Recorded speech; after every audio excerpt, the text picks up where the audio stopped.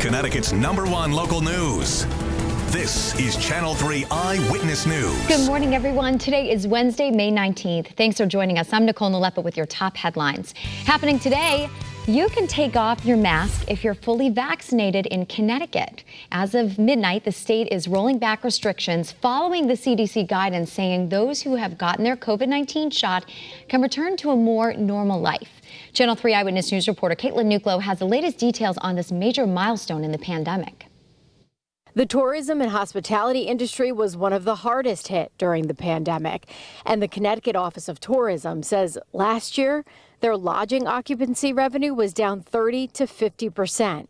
Now they're seeing more bookings, though, and more attraction tickets being sold.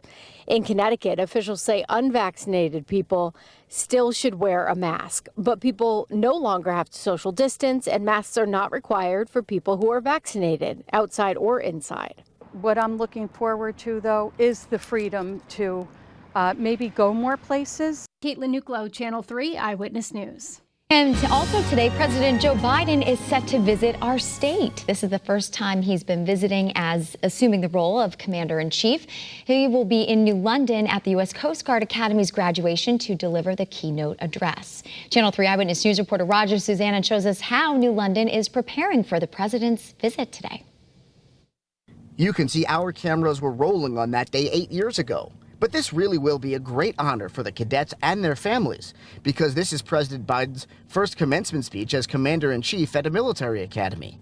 Now, if you live in New London or drive through here on your commute, you should know there could be some additional congestion, and there will be no parking on several streets, including River Ridge Road, Deshawn Street, Farnsworth Street, Winchester Road, and Uncas Avenue. The parking ban will be lifted sometime in the early afternoon after the president leaves town. President Biden will actually fly into North Kingstown, Rhode Island, and is scheduled to arrive here in New London around 10:45. If you want to catch a glimpse of the presidential motorcade, your best bet is to go to either McKinley Park, the grassy area on William Street near Briggs Street, or across the street from the Coast Guard Academy's main gate.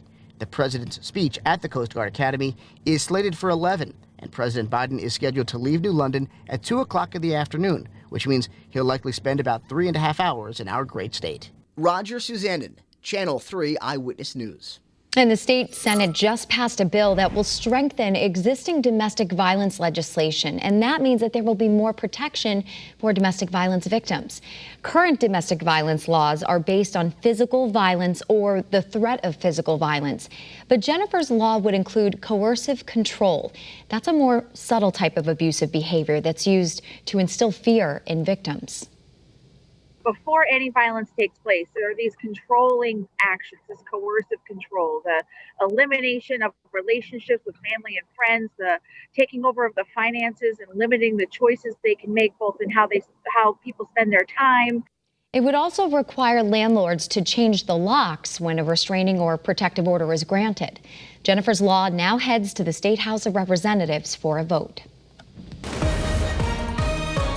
Hi, everybody. Good morning. Another warm start out there today. Actually, warmer than yesterday. Yesterday was okay, kind of cool. But today, those numbers it was like 64 degrees in West Haven this morning. Unbelievable. All right, our Doppler scans the state dry. Good morning, everybody. There's West Haven, 65 degrees right now. The cool spot, if you want to call it cool, in Winstead at 57. And these numbers are going to take off today under abundant sunshine. We've got that abundant sunshine for you in Old Saybrook. There it is in Hartford. Beautiful, 58 degrees there. New Haven, 66 degrees in New Haven, and it is 7:04 in the morning. Now, take a look at the temperature trend. It continues to climb. 85, 86, 87 by later on this afternoon under bright golden sunshine. The typical daytime high for this time of year is about 73. We're going to get to possibly 82, 83 for the shoreline a little bit further inland there. Onshore breeze will keep New London a little bit cooler, but I think the shoreline is going to be a lovely place to be during the day today. All right, now here are the numbers. Remember, 49 is the typical overnight low. It's 66 in New Haven, 66 in Chester, 65 in Bridgeport, 61 at Bradley, 61 in Torrington. Amazing numbers. And the temperature differential, again, from yesterday, we are up anywhere from 4 to 12 degrees warmer than just 24 hours ago, and the winds are calm. Now, those winds will be picking up through the day today. It's not going to be, it'll be breezy. And our satellite and radar confirms there's not a lot going on. So let's take a look at Futurecast tomorrow's weather today. Bright golden sunshine through the day today, through the evening tonight. We should be partly to mostly clear. And then tonight's overnight low about 55, 56, 58. Very comfortable night for sleeping without the AC. And then tomorrow we're going to feature a little bit more in the way of cloud coverage. No rain is expected, but a little bit more in the way of cloud coverage, which will knock the temperatures down a bit, but we're still calling for numbers in the mid-80s. And more of the same for Friday with a chance for a late day shower or a thunderstorm. But in the meantime, enjoy today. Mostly sunny, very warm. The sun was up at 5:27, sets at 8:09. Your 7-day forecast includes 85 tomorrow, 85 on Friday. Just a little break from where we're headed today, 87, so about 2 degrees cooler tomorrow and Friday. Now, Friday features a chance for a scattered shower or a thunderstorm late in the day through early evening. Saturday looks a little bit cloudy, partly to mostly cloudy, not a washout, but there is a chance for some scattered shower and thunderstorm activity. Shower and thunderstorm activity Sunday late in the day through early evening. Again, not a washout by any means. It'll be a warm day with 83-degree temperatures. And then Monday and Tuesday, an area of high pressure moves in from Canada, and that provides us with 2 lovely days, dry weather and a little bit cooler temperatures, but still above average for this time of year. All right, that's a check of your early morning forecast. Nicole, we'll send it back to you. All right, thanks, Scott.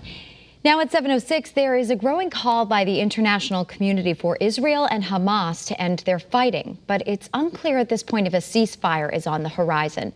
Channel 3's Laura Podesta has the latest developments for us now.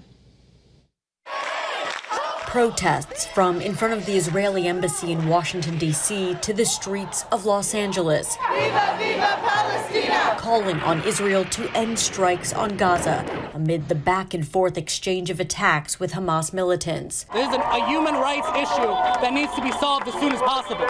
Protesters greeted President Biden during a trip to Michigan, where Democratic Congresswoman Rashida Tlaib, who has family in the West Bank, told the president that Palestinian human rights are not a bargaining chip. That's what's missing in the statements coming from President Biden. You don't hear the words Palestinians deserve human rights, that Palestinians deserve to exist. Rejecting international calls for a ceasefire, Israeli Prime Minister Benjamin Netanyahu said the military operation will continue in order to restore calm. The Israeli military spokesman says that as long as rockets are being fired at Israel, de-escalation is not on the table.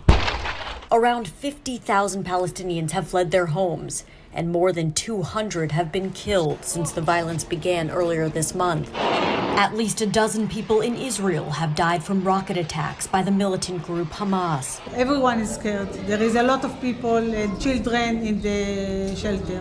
Palestinians in Gaza and Israel went on a rare general strike Tuesday, leaving many streets empty.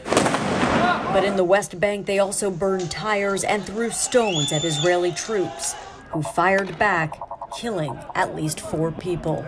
Laura Podesta, CBS News. And breaking news from overnight, an investigation into former President Donald Trump's business empire has gone from civil to criminal, and that's according to the New York State Attorney General's office. Now, we learned of these new details while you were sleeping. New York Attorney General Letitia James's office says that the office informed the Trump Organization that it's expanding what had been a civil investigation. And now it's working with the Manhattan District Attorney, who has been conducting a criminal probe into Mr. Trump and his company for 2 years. They're looking into whether the Trump Organization used misleading information to secure loans and obtain tax benefits. The Manhattan DA's office obtained Trump's tax records back in February after a long legal fight. So far, no comment from the Trump Organization.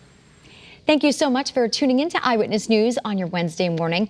Remember, you can get news and weather updates anytime on the Channel 3 app, and that's definitely going to come in handy if you're traveling through the New London area today or even in the eastern part of the state ahead of the president's visit.